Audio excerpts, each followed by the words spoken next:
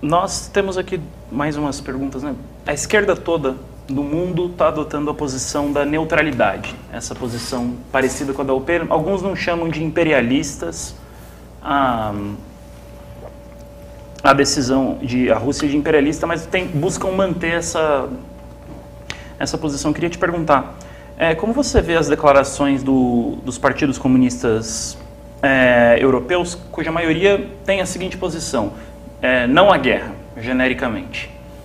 E há duas exceções que eu sou obrigado a ressaltar. O novo Partido Comunista da Iugoslávia, eles falam que a posição do Putin está correta, e o Partido dos Trabalhadores da Coreia, o partido do Kim Jong-un, também se solidarizou aí com os russos. Também a Síria.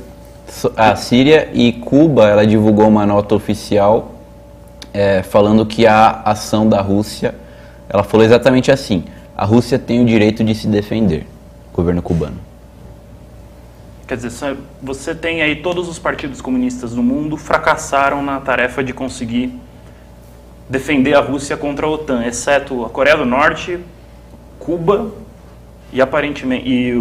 você falou Síria também? Síria. Governo sírio. O governo sírio, Maduro. Não vi a posição do Irã. Não sei se vocês chegaram a ver a posição do Irã. É interessante que o nacionalismo burguês está muito mais à esquerda, né, do que os ditos comunistas. Eu acho que, primeiro, a gente precisa, toda vez que alguém fala alguma coisa, a gente precisa ir além da palavra, né? Porque as pessoas se deixam hipnotizar por uma palavra. E ver qual é a realidade. Existe uma realidade de trás dessa palavra? Então, por exemplo, neutralidade. Quer dizer, eu não estou nem do lado A, nem do lado B. Essa é uma posição complicada, porque depende do que está sendo colocado aí. Por exemplo, entre Estados Unidos e Venezuela, por exemplo, a neutralidade é uma política abertamente pró-Estados Unidos. Entre Cuba e Estados Unidos é a mesma coisa. Ninguém teria dúvidas sobre isso daí, porque é a agressão de um poderoso contra um país fraco, né? No caso da Rússia, o pessoal hesita porque a Rússia é um país fortemente armado.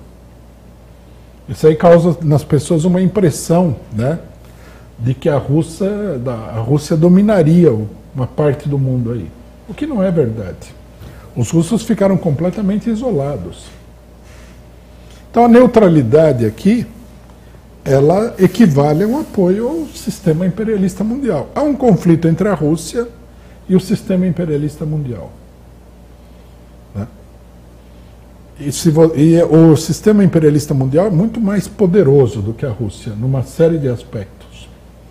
Então você, logicamente, com a sua neutralidade, você está do lado dos poderosos. A gente deve dar um desconto, né, nesse posicionamento a determinado tipo de governo, tipo o governo mexicano. Não é que a posição seja boa, mas olhando concretamente, né, a posição de neutralidade deles joga mais a favor dos russos do que contra os norte-americanos, porque eles são governo. Eles têm uma incidência do ponto de vista comercial. Eles falaram, não vamos boicotar a Rússia. Então, quer dizer, uma neutralidade que tem um sentido mais pró-russo. Mesma coisa os chineses, que também seriam neutros, mas são pró-russo e assim por diante. Agora, quando se trata de um posicionamento de tipo político-ideológico, é um posicionamento francamente a favor do sistema imperialista mundial. Estão todos os países contra a Rússia. A questão do... como é que é? Fim da guerra. Né? Como seria isso? O que é que está se propondo? Porque o fim da guerra se daria como?